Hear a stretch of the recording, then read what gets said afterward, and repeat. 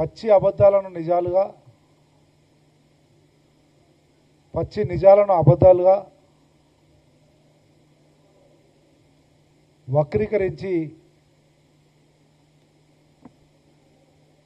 అభూత కల్పనలను సృష్టించి చేస్తున్న విమర్శలను తీవ్రంగా ఖండిస్తూ పునరావృతమైతే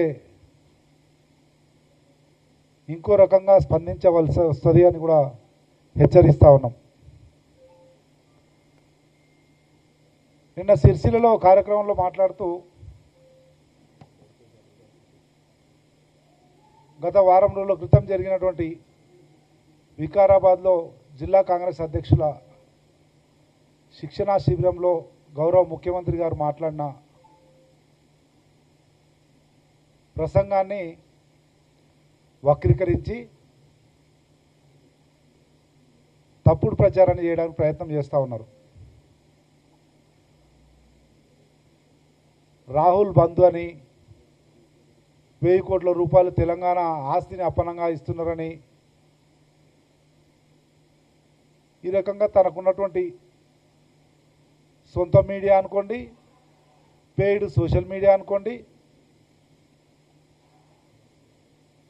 బీఆర్ఎస్ పార్టీ పచ్చి అబద్ధాలని చెప్పినా అవి నిజాలుగా చిత్రీకరించడానికి చేసే కొన్ని ఛానళ్ళు, మీరు కాకపోవచ్చు కొన్ని ఛానళ్ళు కానీ కొన్ని సోషల్ మీడియా ప్లాట్ఫామ్స్ కానీ చేసిన ప్రయత్నాన్ని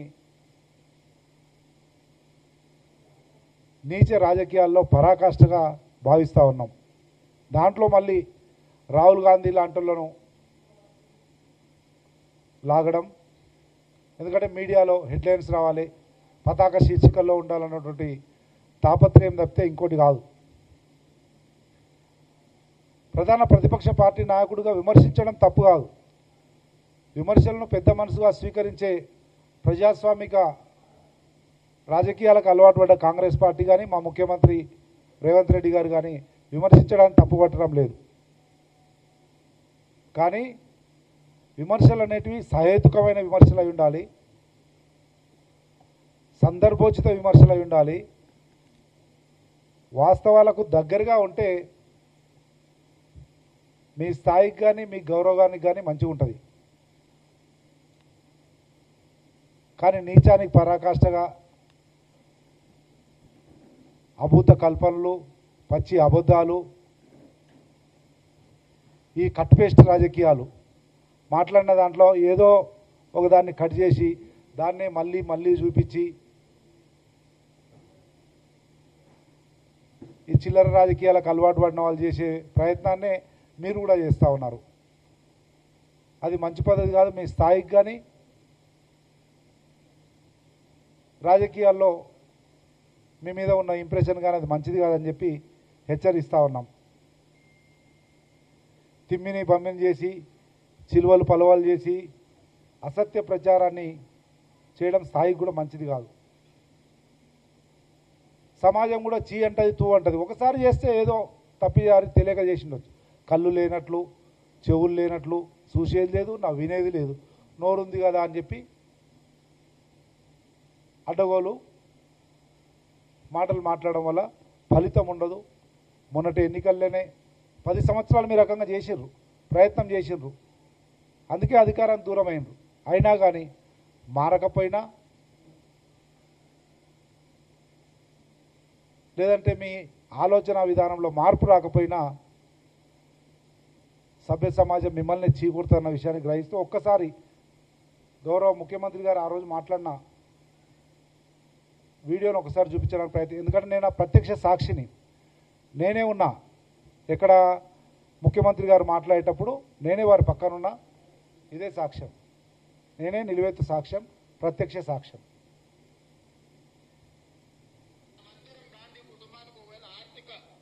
అవసరాలు ఉన్నాయి అని అంటే తలా ఓ చెయ్యి వేస్తే తెలంగాణ నుంచి ఒక 1000 కోట్లు పోగు చేసి ఇవ్వగలిగిన శక్తి ఈరోజు కాంగ్రెస్ పార్టీ కార్యకర్తలకు ఉన్నది. ఏమన్నారు గౌరవ ముఖ్యమంత్రి గారు? ఇల్లు కూడా లేని గౌరవ ప్రతిపక్ష నాయకుడు రాహుల్ గాంధీ ఆయనను పార్లమెంట్ నుంచి సస్పెండ్ చేస్తే ఇల్లు ఖాళీ చేయమని ఒత్తిడి చేస్తే ఇల్లు ఖాళీ చేసి చక్కగా పోయి వాళ్ళ తల్లిగారు అనేటువంటి టెన్షన్ పొద్దులో ఉన్నారు. తరతరాల ప్రధానమంత్రుల పరంపర ఉన్నప్పటికీ ఇంకా ఇల్లు కూడా లేకుండా నిస్వార్థంగా సేవ చేస్తున్నటువంటి రాహుల్ గాంధీ మీద భారతదేశంలో భారతీయ జనతా పార్టీ కానీ ఇక్కడ తెలంగాణకి బడపలు కానీ విమర్శలు చేస్తూ ఉన్నారు. నిజంగా రాహుల్ గాంధీ గారికి ఒకవేళ ఇల్లు కావాలన్నా ఇంకేమన్నా కావాలన్నా తెలంగాణ రాష్ట్రంలో ఉన్న 42 లక్షల మంది కాంగ్రెస్ కార్యకర్తలు తలా ఒక చేసి చందా వేసినా కానీ 1000 కోట్లు ఇవ్వగలుగుతాం కదా అని పార్టీ కార్యకర్తలు అనుకుంటే కాంగ్రెస్ నాయకత్వానికి కానీ గాంధీ కుటుంబానికి కానీ ఏ రకంగా ఉపయోగపడగలుగుతారో అన్న విషయాన్ని ప్రస్తావించారు. దాన్ని కట్ పేస్ట్ రాజకీయం, నీచమైన రాజకీయం, కట్ పేస్ట్ రాజకీయాలు చేసి 1000 కోట్లు కాంగ్రెస్ పార్టీ ప్రభుత్వము ఏదో 1000 కోట్ల ఇక్కడ నుంచి చెక్కు తీసుకుపోయి ఆయనకు ఇస్తున్నట్లు అభూత కల్పనలు సృష్టించడానికి చేసినటువంటి ప్రయత్నాన్ని తీవ్రంగా ఖండిస్తూ ఉన్నాం. గత 10 సంవత్సరాలుగా ఒకవేళ ఇదే ప్రభుత్వ సొమ్మును అప్పనంగా ఎవరికైనా దోచిపెట్టడం అంటూ ఏదైనా జరిగిందంటే స్వతంత్ర భారతదేశ చరిత్రలో ఈ 10 సంవత్సరాల టీఆర్ఎస్ పరిపాలనలో జరిగింది. టీఆర్ఎస్ను బీఆర్ఎస్గా మార్చే క్రమంలో మీరు చేసినటువంటి నీతిమాలిన పనులు, అనైతిక పనులు, ప్రభుత్వ డబ్బుతో రాష్ట్రానికో స్పెషల్ ఫ్లైట్ మాట్లాడి బ్రోకర్లను, జోకర్లను, దళారులను పెట్టి ప్రతి రాష్ట్రం నుంచి కొంతమందిని ఇంపోర్ట్ చేసి స్పెషల్ ఫ్లైట్లల్లో వాళ్ళకు సూట్ కేసులు ఇచ్చి ఏదో టీఆర్ఎస్ పార్టీలో ఈయన కేసీఆర్ పెద్ద పోటుగాడని చెప్పి బీఆర్ఎస్ పార్టీ ఏదో ఉద్ధరిస్తుందని జాయిన్ అయినట్లు ఎన్ని డబ్బులు తీయాలన్నా కేటీఆర్ గారు మీరు ప్రభుత్వంలో ఉన్నాడు, ప్రభుత్వ సొమ్ము ఆ స్పెషల్ ఫ్లైట్లకు పెట్టి ఏ రాష్ట్రం, మహారాష్ట్ర నుంచి తెప్పిలే, నేనే మహారాష్ట్ర ఇన్ఛార్జ్ ఉన్నప్పుడు, వెస్ట్ బెంగాల్ నుంచి రాలే, ఒరిస్సా నుంచి రాలే, బిజు పట్నాయక్ పక్కనలోనే, నవీన్ పట్నాయక్ పక్కనలోనే గుంచివి, డబ్బులు ఇస్తేవి, స్పెషల్ ఫ్లైట్ పెడితే మళ్ళీ 3 రోజులకు ఇది పనికి మన లొటపీస్ పార్టీది ఏదో ఆశ చూపితే పోయినాం వచ్చినామని చెప్పిరి. మా ఛత్తీస్గఢ్లో చేసిర్రు. ఈ రకంగా అన్ని రాష్ట్రాల నుంచి స్పెషల్ ఫ్లైట్లు పెట్టి తెచ్చి గవర్నమెంట్ సొమ్మును అప్పనంగా దోచిపెట్టి టీఆర్ఎస్ను బీఆర్ఎస్గా పరిణామ క్రమంలో చేసినటువంటి ప్రయత్నంలో ప్రభుత్వ సొమ్ము మీరు అప్పనంగా దోచిపెట్టింది మీ రాజకీయ ప్రయోజనాల కొరకు. అదేవిధంగా ఎన్నికల్లో జాతీయ పార్టీ అయిందని చెప్పి ఏ నుంచి చేయలేను, ఓ నార్త్ ఈస్ట్ నుంచి మొదలు పెడితే కింద తమిళనాడు వరకు ప్రతి రాష్ట్రంలో కొద్దో గొప్ప నీకు లింక్ ఉన్న రిలేషన్ ఉన్న అందరికీ డబ్బు మూటలు పంపిస్తుంది. తెలియదా తెలంగాణ ప్రజలకు? అదేవిధంగా కార్గిల్లో చనిపోయిన వాళ్లకు లేకపోతే ఎక్కడైనా చనిపోయిన వాళ్లకు నువ్వు ఒక రాజకీయ పార్టీగా మీ ఎంపీలో లేకపోతే మీ శాసనసభ్యులో కేంద్ర ప్రభుత్వం ఒత్తిడి తెచ్చి వాళ్ళకు న్యాయం చేయడానికి ప్రయత్నం చేయాలి ప్రజాస్వామ్యయుతంగా. కానీ ఇక్కడ తెలంగాణ సొమ్ము తీసుకుపోయి ఫోజులు కొట్టడానికి పోయి పంజాబ్లో పోయి చెక్కులు పంచుతుంది. అదేవిధంగా యూపీలో పోయి ఆడేదో ఒలకవచ్చినట్లు అక్కడ పోయి చెక్కులు ఇస్తుంది.